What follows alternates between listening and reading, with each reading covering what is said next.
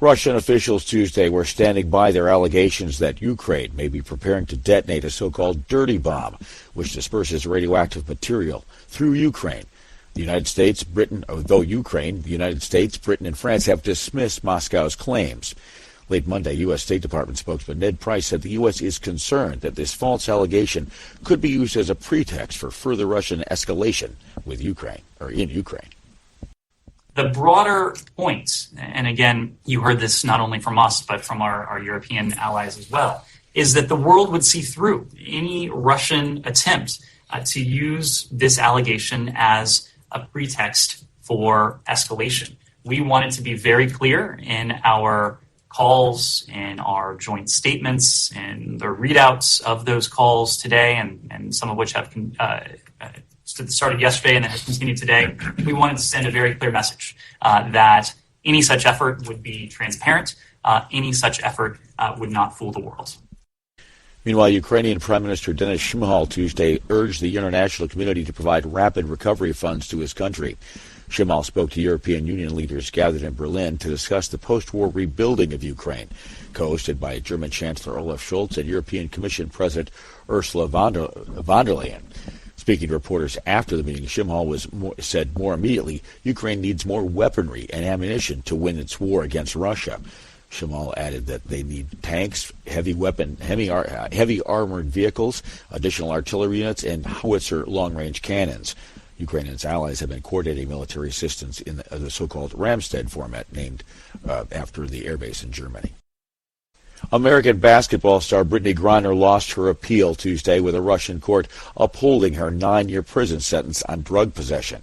Associated Press correspondent Julie Walker reports.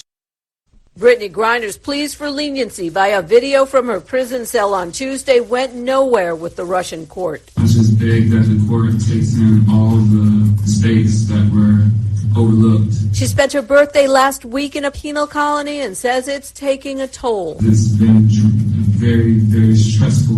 Griner was convicted in August after Moscow police found vape canisters with cannabis oil in her luggage at the airport. She admitted to them, but her lawyers presented a prescription. National Security Advisor Jake Sullivan calls the hearing another sham judicial proceeding, and in a statement says President Biden is willing to go to extraordinary lengths to bring Americans home.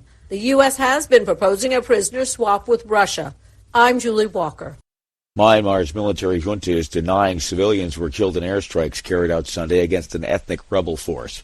Leaders of the Kachin Independence Organization says the attack took place in part of Pakan Township during a celebration of the 62nd anniversary of the group's founding. The Kachin News Group says about 80 people were killed in the attack, including members of the Kachin Independence Army and several civilians. Singers and musicians performing at the celebration were also among the dead. The number of casualties could not be verified. The junta issued a statement saying the airstrikes were in response to ambushes and other alleged terrorist attacks in the region carried out by the KIA, and they called the reports of civilian deaths rumors. The United Nations issued a statement Monday saying the excessive and disproportionate use of force by security forces against unarmed civilians is unacceptable, and those responsible should be held accountable. U.S. climate envoy John Kerry addressed the Council on Foreign Relations Tuesday, describing the U.S. international climate effort ahead of COP27, the upcoming 2022 United Nations Climate Change Conference in Sharm el-Sheikh, Egypt, which are set to kick off next month in the Red Sea resort town. In his comments, Kerry expressed frustration at the developed world's inability to take action to fight climate change. There is no mystery about what we must do. The real mystery is why it remains a fight just to do what common sense and science tell us we must do. We have a roadmap.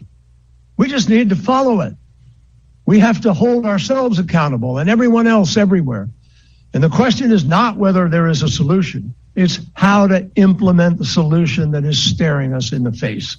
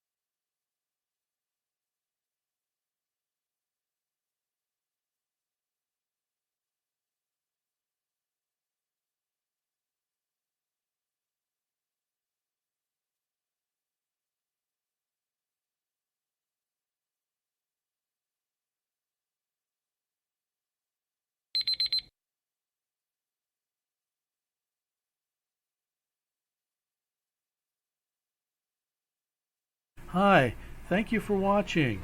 I hope the videos are useful for you. Please subscribe to my channel using the button below.